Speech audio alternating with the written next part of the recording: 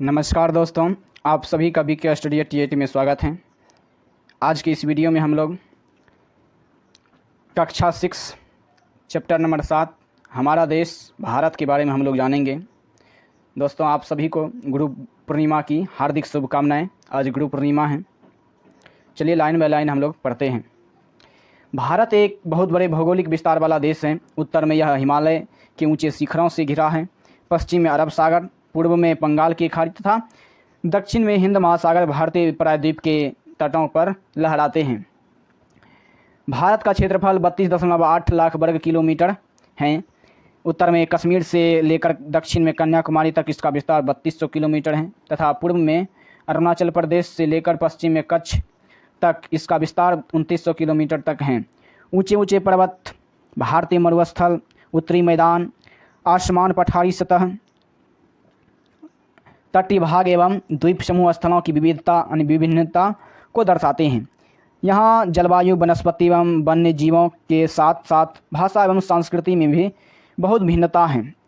इस भिन्नता में भी हम एकता को पाते हैं जो हमारी परंपराओं में दिखती हैं। यही कारण है कि हम एक राष्ट्र में बंधे हैं। वर्ष 2021 से अब तक भारत का आबादी 140 करोड़ से अधिक हो चुकी हैं। यह विश्व का पहला सबसे अधिक जनसंख्या वाला देश बन चुका है। यह अपडेट कर दिए हैं हम यहाँ पर कलर करके।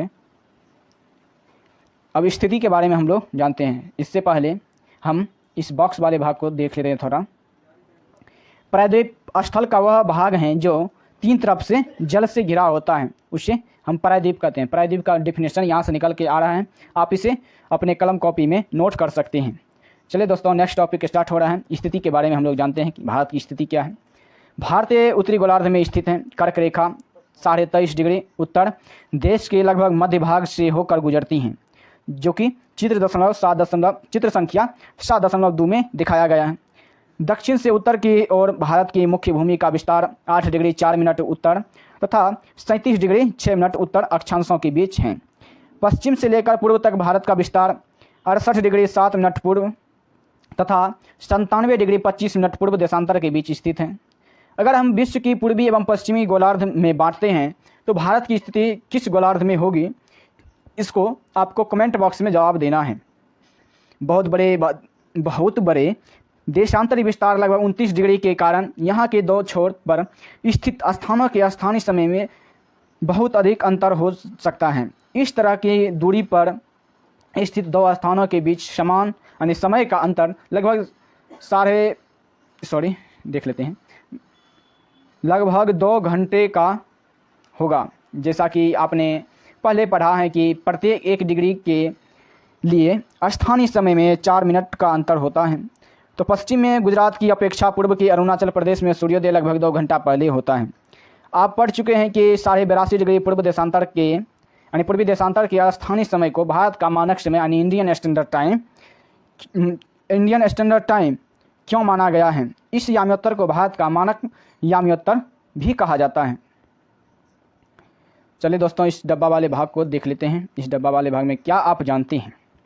बड़े देश जिनका विस्तार पूर्व से पश्चिम की ओर बहुत अधिक होता है, वहाँ पूरे देश का मानक समय एक नहीं होता।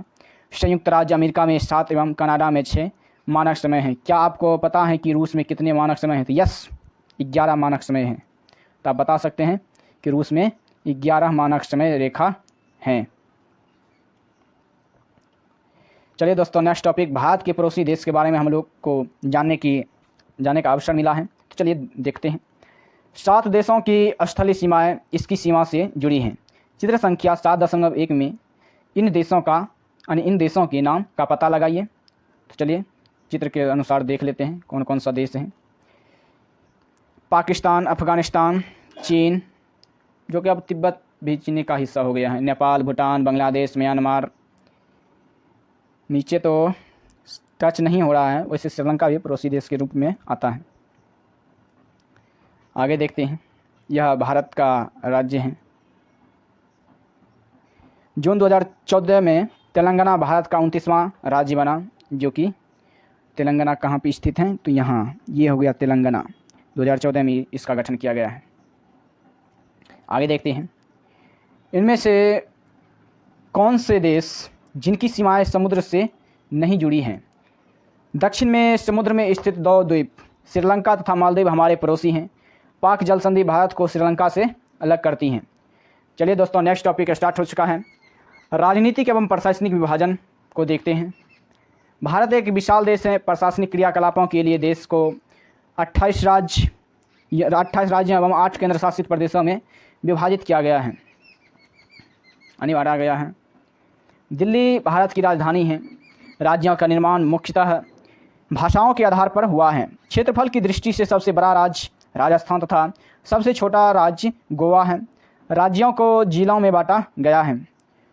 इससे पहले नेक्स्ट टॉपिक स्टार्ट करने से पहले हम लोग इस डब्बा वाले भाग को देख लेते हैं। जलोढ़ निक्षेप के बारे में और सहायक नदी के बारे में यहाँ पर बताया गया है। तो जलोढ़ निक्षेप क्या होता है, इसके बारे में जानते हैं।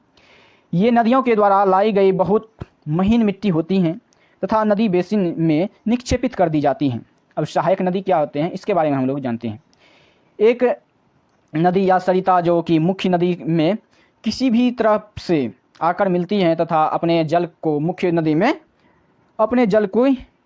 में विसर्जित कर देते हैं, तो उसे हम सहायक नदी कहेंगे।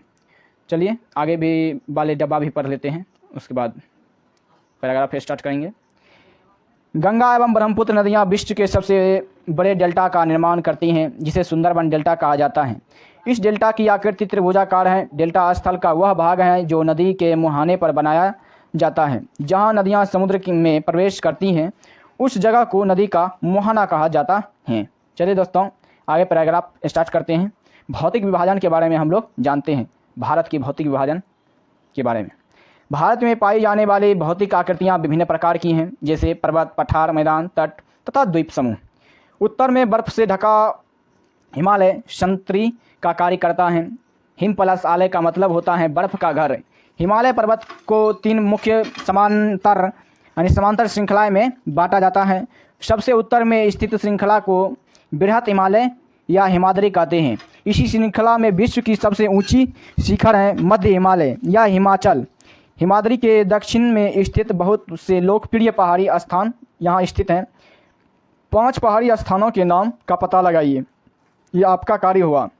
शिवालिक सबसे दक्षिण में स्थित श्रृंखला है। हिमालय के दक्षिण में भारत का उत्तरी मैदान स्थित है। ये मैदान समतल तथा सपाट हैं। ये मैदान सिंधु, गंगा, ब्रह्मपुत्र तथा इनकी सहायक नदियों के द्वारा लाए गए जलोढ़ निक्षेपों से बने हैं। नदियों के ये मैदान कृषि के लिए उपजाऊ भूमि प्रदान करते हैं। यही कारण है कि इन मैदानों में जनसंख्या अधिक है। भारत पश्चिमी भाग में भारतीय महामरुस्थल स्थित हैं। भारत के पश्चिमी भाग में भारतीय महामरुस्थल स्थित हैं। यह शुष्क, गर्म तथा रेतीला स्थल है। यहाँ वनस्पति की मात्रा बहुत कम है।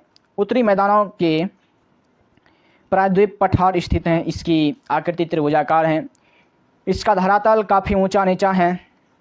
इस क्षेत्र में बहुत सी पहाड़ी श्रृंखलाएं तथा घाटियाँ स्थित हैं। इसके उत्तर पश्चिम में अरावली श्रृंखला स्थित हैं, जो विश्व का सबसे पुरानी श्रृंखला है। विंध्य एवं सतपुड़ा भी महत्वपूर्ण श्रृंखलाएं हैं। इन श्रृंखलाओं से होकर नर्मदा तथा तापी नदियाँ बहती हैं। ये पश्चिम की तरफ बहने वाली नदियाँ हैं जो अरब सागर में गिरती हैं। इस पठार के पश्चिमी घाट का सह्याद्री तथा पूर्व में पूर्वी घाट स्थित हैं। पश्चिमी घाट का विस्तार एक समान रूप से है, जबकि पूर्वी घाट बीच बीच में टूटा हुआ तथा असमान है। चित्र संख्या 7.3 में दर्शाया गया है इनके बारे में। इन पठारों में खनिजों जैसे कोयला एवं लौह अयस्क की प्रचुरता है। पश्चिमी घाट के पश्चिम में तथा पूर्वी घाट के पूर्व में तटीय मैदान स्थित हैं। पश्चिम तटीय मैदान काफ़ी संकरे हैं। पूर्वी तटीय मैदान अपेक्षाकृत चौड़े हैं। वहाँ पूर्व की ओर जाने वाली कई नदियाँ बहती हैं, जो इस प्रकार हैं। महानदी, गोदावरी, कृष्णा तथा कावेरी बंगाल की खाड़ी में गिरती हैं। ये नदियाँ अपने मुहाने पर उपजाऊ डेल्टा का निर्माण करती हैं। बंगाल की खाड़ी में गंगा एवं ब्रह्मपुत्र नदियों के मुहाने पर सुंदरबन डेल्टा स्थित है। चलिए इस डब्बा वाले भाग को हम लोग पढ़ते हैं। प्रवाल छोटे समुद्री जंतुओं के कंकाल हैं जिसे पॉलिप कहा जाता है। जब जीवित पॉलिप मरते हैं तब उनका कंकाल बच जाता है। अन्य पॉलिप की वृद्धि इन ठोस कंकालों के ऊपर होती हैं जो बढ़ते बढ़ते काफ़ी ऊंचे होते जाते हैं तथा इस प्रकार प्रवाल द्वीपों का निर्माण करते हैं। आगे देखते हैं। सुनामी पर एक कविता है। चलिए इसको भी पढ़ लेते हैं। पढ़ने के बाद एकदम माइंड ब्लोइंग हो जाएगा। अब पढ़िए तो सही। देखते हैं। एक सवेरे पड़ी मनुष्य पर जल जले की काली छाया, सुनामी दानवी ने अपना प्रलयंकारी कहर ढाया। समुद्र में उठा आलोड़न, मीलों दूर फैला साया, प्रकृति के विनाश ने मानव को अपना ग्रास बनाया। विनाश का था विकराल आकार, चारों ओर मचा हाहाकार, कोई नहीं बच पाया उससे, भागे बचाने अपने प्राण। हिंद महासागर था रक्षक, अब बना हमारा भक्षक, सर्वत्र निगल गया मानव को करके अस्तित्व नष्ट। उठे हजारों हाथ प्रतिक्षण सहायता से प्रीतों के, यह दिखाने सागर को कि हम वो हैं जो कदापि नहीं उडरते। रात थी काली फिर भी आशा की किरणें चमकेगी, फिर जिंदगी करवट बदलेगी, हृदय में खुशियाँ दमकेगी। क्या बात है, बहुत ही अच्छा कविता है। इसके लेखक को बहुत बहुत धन्यवाद दिल से। दोस्तों आगे देखते हैं। आगे क्या है। भारत में 2 द्वीप समूह हैं। लक्षद्वीप द्वीप समूह अरब सागर में स्थित हैं। ये केरल के तट से कुछ दूर स्थित प्रवाल द्वीप हैं। अंडमान एवं निकोबार द्वीप समूह भारत से दक्षिण पूर्व दिशा में बंगाल की खाड़ी में स्थित हैं। क्या आप जानते हैं कि कौन सा द्वीप वर्ष 2004 में सुनामी से प्रभावित हुआ था? समाचार पत्रों तथा लोगों से बातचीत के जरिए जानकारी प्राप्त कीजिए कि जब सुनामी भारतीय तट से टकराई थी तो किस प्रकार लोगों ने अलग अलग तरीके से इस चुनौती का सामना किया था। सुनामी एक विशाल सागरीय तरंग है जो समुद्र तल पर भूकंप के कारण उत्पन्न होती हैं। दोस्तों यह चैप्टर यहाँ पे समाप्त होता है। अभ्यास प्रश्न में पहला प्रश्न सब्जेक्टिव टाइप के हैं जो कि इस वीडियो में हम लोग डिक्टेट नहीं करेंगे। इसके लिए अलग से एक वीडियो बना दिया जाएगा। हम लोग ऑब्जेक्टिव टाइप क्वेश्चन को इसमें देखेंगे। तो ऑब्जेक्टिव टाइप वाले क्वेश्चन को देखते हैं।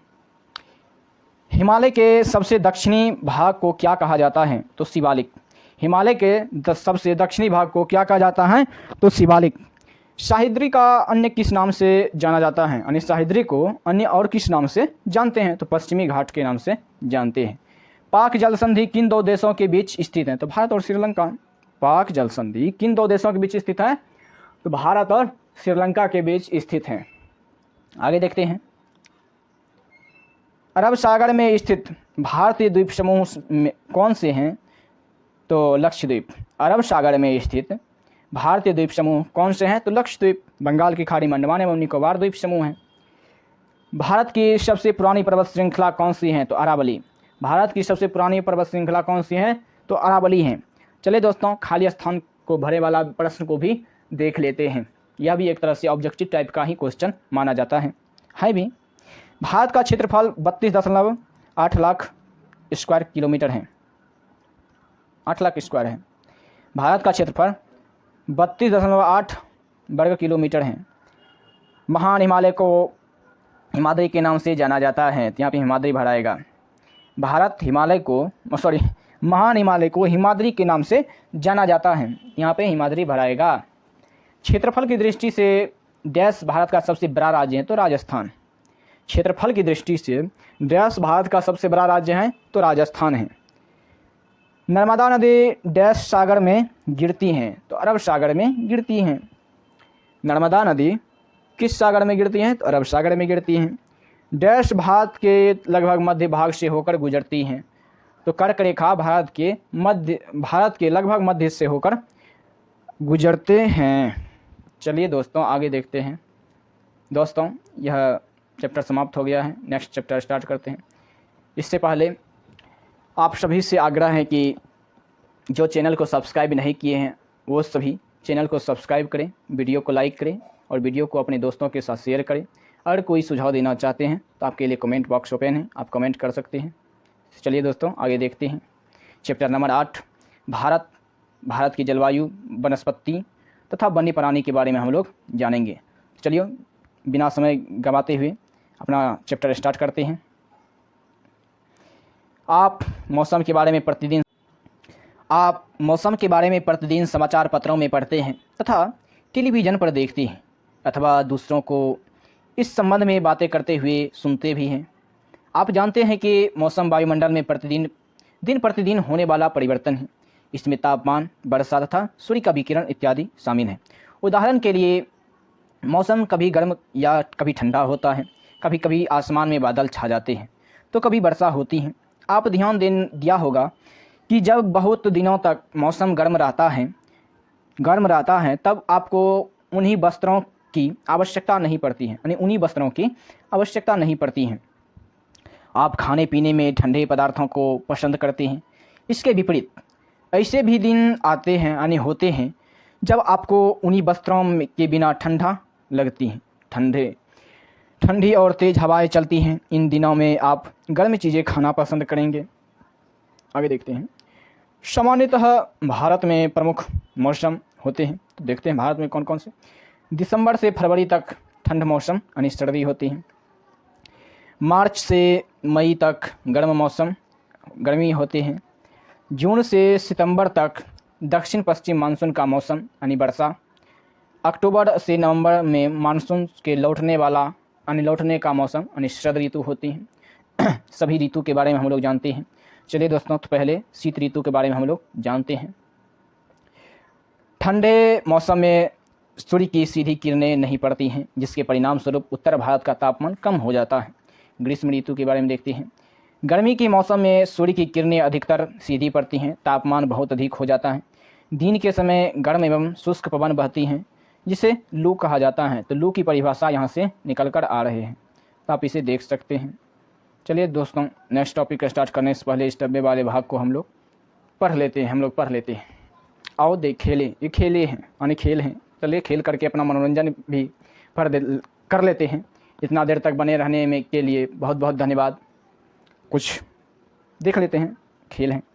पहला है, हमारे देश के सभी भागों में लोग अपने देशों में पाए जाने वाले फलों के ठंडे पेय, जिसे शरबत कहा जाता है, का सेवन करते हैं। ये पेय पदार्थ प्यास को बुझाने के सबसे अच्छे साधन हैं तथा लू के दुष्प्रभावों से हमारे शरीर की रक्षा करते हैं। क्या आपने कभी आम, बेल, नींबू, इमली, तरबूज तथा दही का शरबत जैसे छाछ, मट्ठा, मूढ़ी इत्यादि पिए हैं? तो बहुत से लोग केला तथा आम के मिल्क शेक भी बनाते हैं। 2. गर्मी के बाद पहली बार हमें आनंद प्रदान करती हैं। हमारी सभी भाषाओं में वर्षा पर गीत हैं। वे सुनने में अच्छे लगते हैं तथा हमें आनंदित करते हैं। वर्षा के 2 गाने को याद करें तथा एक साथ मिलकर गाएं अपने दोस्तों के साथ। वर्षा पर एक है, बरसात की मौसम में कहीं दूर चले जाएं, ये भी है। आज बारिश का मौसम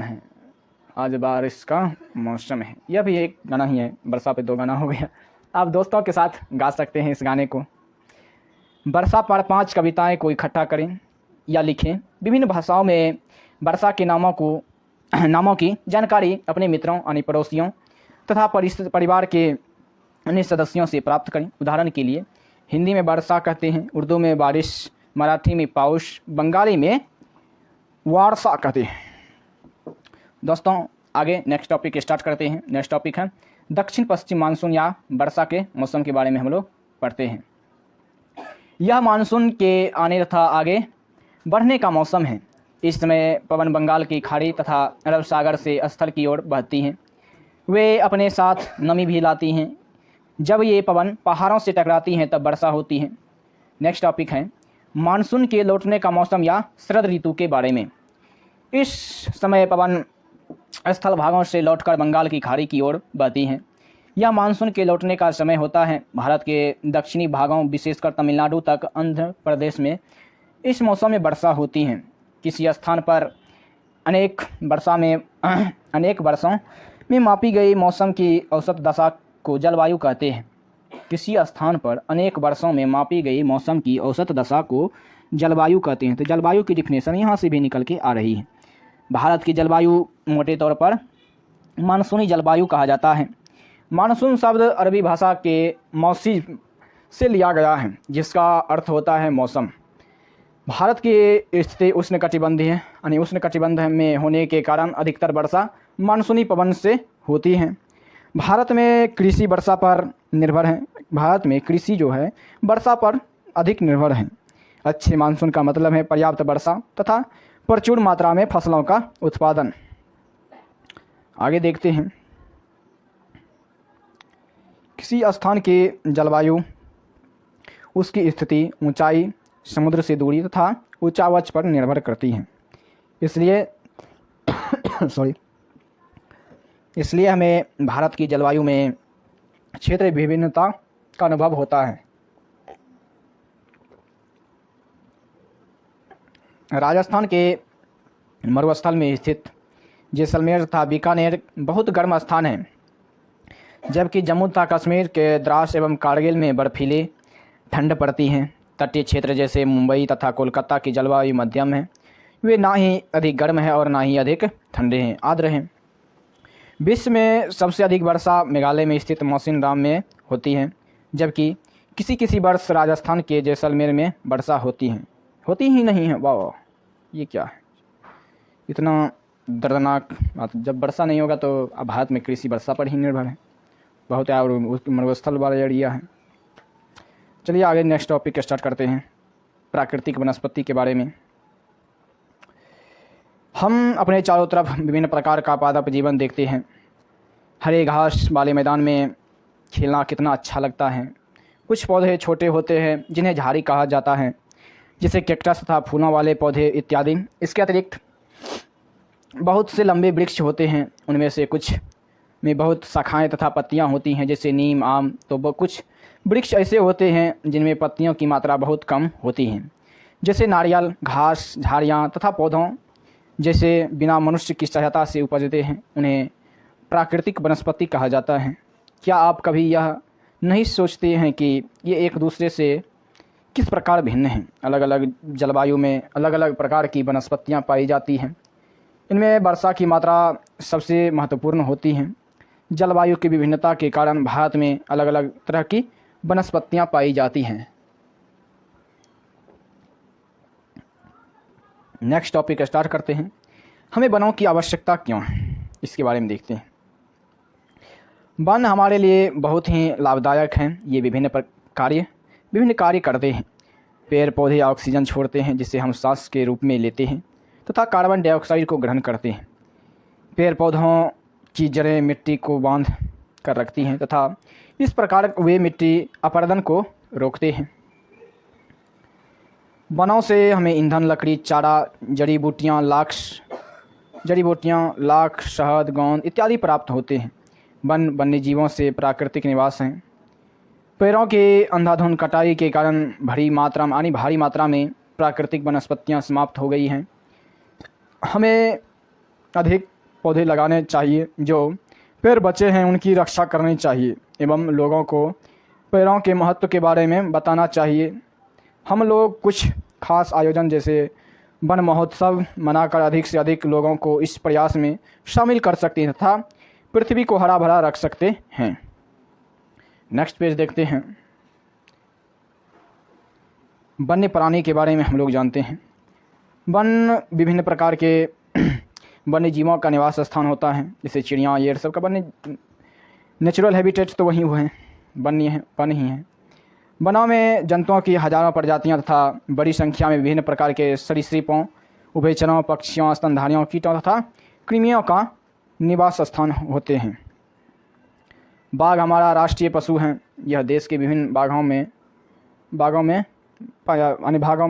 पाया जाता है। गुजरात के गिर वन में एशियाई शेरों का निवास है। हाथी तथा एक सिंग वाले गेंडे असम के जंगलों में घूमते हैं। हाथी केरल एवं कर्नाटक में भी मिलते हैं। ऊंट भारत में रेगिस्तान तथा जंगली गदहा कच्छ के रण में पाए जाते हैं।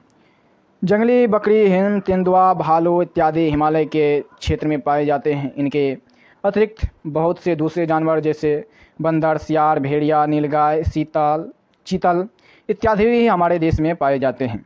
भारत में पक्षियों की भी ऐसी ही प्रचुरता है। मोर हमारा राष्ट्रीय पक्षी है। भारत में पक्षी तोता, मैना, कबूतर, बुलबुल तथा बत्तख इत्यादि हैं। अन्य बहुत सारे राष्ट्रीय पक्षी उद्यान हैं जो पक्षियों को उनका प्राकृतिक निवास प्रदान करते हैं। उद्यान शिकारियों से पक्षियों की रक्षा करते हैं। क्या आप अपने क्षेत्र में पाए जाने वाले 5 पक्षियों के नाम बता सकते हैं? यस, बता सकते हैं। कौवा हो गया, बगड़ो हो गया, एक मैना हो गया और बत्तख हो गया, वक हो गया, बगुला जिसे कहते हैं, जो कि खेत के पतबन के वक्त आते हैं। भारत में सांपों की सैकड़ों प्रजातियां पाई जाती हैं। उनमें कोबरा एवं क्रेत प्रमुख हैं।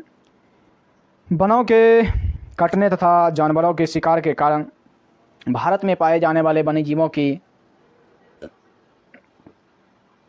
प्रजातियां तेज़ी से घट रही हैं। बहुत सी प्रजातियों को समाप्त भी हो चुकी हैं। बहुत सी प्रजातियां तो समाप्त भी हो चुकी हैं। उनको बचाने के लिए बहुत से नेशनल पार्क, पशु विहार तथा जीव मंडल आरक्षित क्षेत्र स्थापित किए गए हैं। सरकार ने हाथियों तथा बाघों को बचाने के लिए बाघ परियोजना एवं हस्ती परियोजना जैसी परियोजनाओं को शुरू किया है। क्या आप भारत के कुछ पशु विहारों के नाम तथा मानचित्र पर उनकी स्थिति बता सकते हैं? तो आप सर्च करके आप अपने एटलस में ढूंढ सकते हैं। आप वन्यजीवों के संरक्षण में भी अपना हाथ बटा सकते हैं। आप जानवरों के शरीर के विभिन्न अंगों जैसे हड्डी, सींग तथा पंख से बने पदार्थों को खरीदने से इनकार कर सकते हैं। प्रत्येक वर्ष हम लोग अक्टूबर के पहले सप्ताह को वन्यजीव सप्ताह के रूप में मनाते हैं ताकि वन्यजीवों के निवास को संरक्षित रखने के लिए जागरूकता लाई जा सके।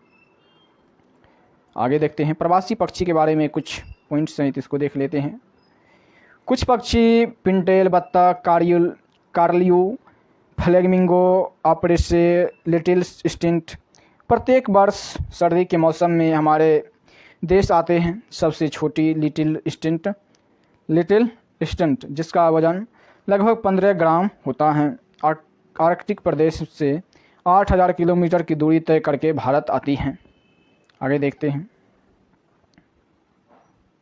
दोस्तों, यह भी चैप्टर समाप्त हो गया। इस वाले प्रश्न के लिए अलग से वीडियो बना दिया जाएगा। यहाँ पर ऑब्जेक्टिव वाले प्रश्न को हम लोग देखते हैं। विश्व में सबसे अधिक वर्षा वाला क्षेत्र कौन सा है? मौसिनराम। विश्व में सबसे अधिक वर्षा वाला क्षेत्र कौन सा है? तो मौसिनराम। जंगली बकरी तथा हिम तेंदुआ कहाँ पाए जाते हैं? तो हिमालय क्षेत्र में। जंगली बकरी तथा हिम तेंदुआ कहाँ पाए जाते हैं? तो हिमालय क्षेत्र में। दक्षिण पश्चिम मानसून के समय आर्द्र पवनें कहाँ बहती हैं? आर्द्र पवनें कहाँ बहती हैं? तो समुद्र से स्थल की ओर। दक्षिण पश्चिम मानसून के समय आर्द्र पवनें कहाँ बहती हैं? तो समुद्र से स्थल की ओर। आगे देखते हैं। खाली स्थानों को भरे वाला जगह इसको भी भर देते हैं। गर्मी में दिन के समय शुष्क तथा गर्म पवनें चलती हैं जिन्हें लू कहते हैं। लू। गर्मी के दिन में समय शुष्क तथा गर्म पवनें चलती हैं जिन्हें लू कहते हैं। आंध्र प्रदेश तथा तमिलनाडु में लालुटे मानसून मौसम में बहुत अधिक मात्रा में वर्षा होती हैं। लौटते हैं, लालुते नहीं है इसका, सॉरी, क्षमा कर देना जी, यहाँ पर गलत पढ़ा गया जी। आंध्र प्रदेश तथा तमिलनाडु में लौटते मानसून के कारण बहुत अधिक मात्रा में वर्षा होते हैं। गुजरात में गिर वन एशिया लायन का निवास स्थान है। गुजरात में गिर वन अभ्यारण्य एशिया लायन के लिए हैं। दोस्तों, आप सभी से आग्रह है आप चैनल को सब्सक्राइब करें, वीडियो को लाइक करें और वीडियो को अपने दोस्तों के साथ साझा करें। आज क्लास 6 ज्योग्राफी NCERT बुक समाप्त हो गया है। नेक्स्ट डे हम लोग क्लास 7 ज्योग्राफी स्टार्ट करेंगे। आप अपने दोस्तों को भी बताएं कि नेक्स्ट क्लास की यानी क्लास 7 की ज्योग्राफी स्टार्ट होने वाला है। तो आप सभी अधिक से अधिक संख्या में जुट कर आए, हमें भी वीडियो बनाने में मोटिवेशन मिलेगा कि विद्यार्थी देखते हैं, हमें भी बहुत अच्छे तरीके से बनाने का हौसला बुलंद होता है। दोस्तों,